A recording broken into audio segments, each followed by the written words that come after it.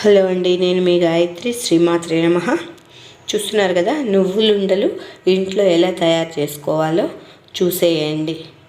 నా వీడియోలు మీకు నచ్చినట్టయితే please like, share, comment, please subscribe.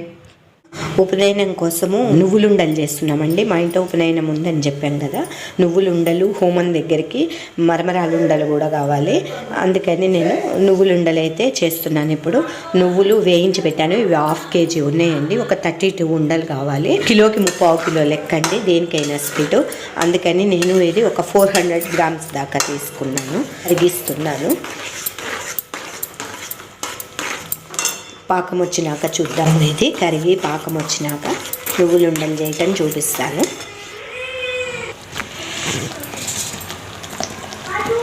పాకం వస్తుందండి, చెక్ చేద్దాం మనం ఇప్పుడు.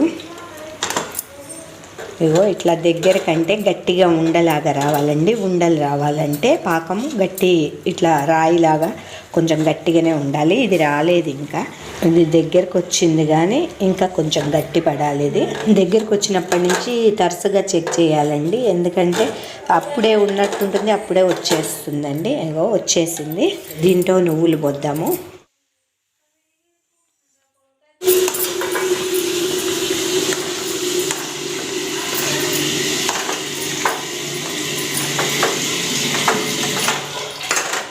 ఇది మొత్తం దగ్గరగా కలుపుకోవాలండి. నేను ఇంకా సిమ్లోనే ఉంచిన, ఇప్పుడు బంద్ చేస్తున్నాను. నేను దీన్ని చక్కగా కలుపుకొని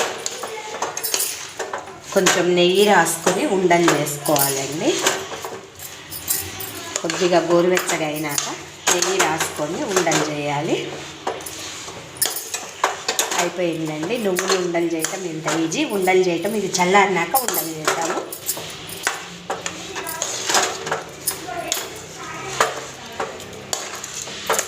కలిపి పక్కకు పెడుతున్నానండి, కొద్దిగా చల్లగా కావాలి.